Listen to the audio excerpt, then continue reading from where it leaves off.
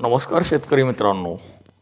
अनेक आपल्या शेतकरी बांधवांचं, नातेवाईकांचं म्हणणं येतं, की दादा तुम्ही महाराष्ट्र सोडून इतर ठिकाणचा अंदाज का सांगता? पाकिस्तानचा सांगता, मध्य प्रदेशातला सांगता, राजस्थान, गुजरात किंवा खाली कर्नाटक. पण त्याचं कारण काय आहे मित्रांनो?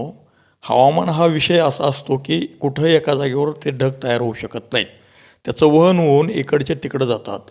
आपण दिलेला अंदाज जो होता, वापी, बडोदा किंवा सुरत हे जी शहरं आहेत, भावनगर, त्या ठिकाणी ढगफुटीच होणार हा अंदाज आपण दिला. आणि आपल्याला आत्ता काही माध्यमांच्या मार्फत किंवा आपल्या मित्रांनी जे त्या भागातील आपले महाराष्ट्रीय लोक आहेत त्यांनी मला व्हिडिओ पाठवलेले आहेत, ते पहा आणि तुमच्या लक्षात येईल. कुठलाही अंदाज हा मर्यादित नसतो आणि भारत माझा देश आहे आपण म्हणतो, मग पूर्ण भारताचा आपण अंदाज देणं बंधनकारक आहे. पहा तुम्ही कसं आहे. नमस्कार शेतकरी बंधूंनो, तुमच्या शेतकऱ्याचा मित्र विश्वनाथ दादा विग्रो विश्व मराठी. मित्रांनो, आजचा हा व्हिडिओ स्वतःची स्तुती करण्यासाठी नाही. हा व्हिडिओ फक्त एक गोष्ट दाखवण्यासाठी आहे की हवामानाचा अंदाज देताना आपण किती जबाबदारीने अभ्यास करतो आणि त्यानंतरच्या तुम्हाला सूचना देतो. 25 तारखेला मी माझ्या हवामानाच्या व्हिडिओमध्ये स्पष्टपणे सांगितले होते की गुजरातमधील वडोदरा, सुरत आणि आसपासच्या भागामध्ये ऑरेंज अलर्टच्या पातळीच्या अति मुसळधार पाऊस पडू शकतो.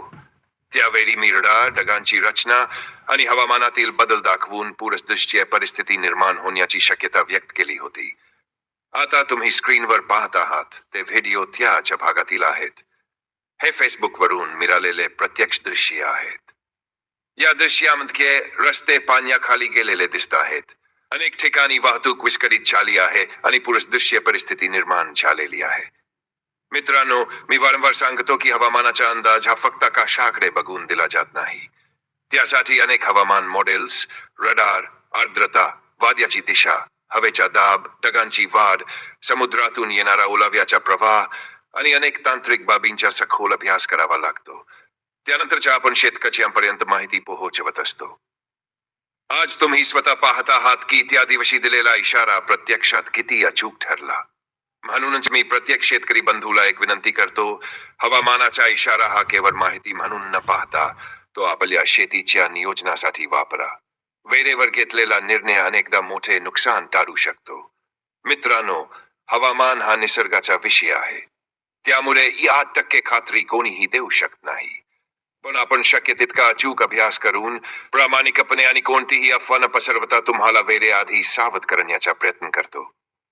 जर तुम्हाला असेच आधीच दिलेले आणि नंतर खरे ठरलेले हवामानाचे अंदाज पाहायचे असतील तर आपल्या बग्रो विश्व मराठी या चॅनलला नक्की सबस्क्राईब करा. हा व्हिडिओ इतर शेतकरी मित्रांपर्यंतही पोहोचवा, कारण वेळेवर मिळालेला योग्य हवामानाचा इशारा एखाद्याचे मोठे आर्थिक नुकसान वाचवू शकतो.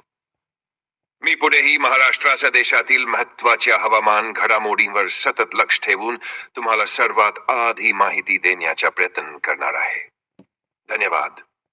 जय जवान, जय किसान.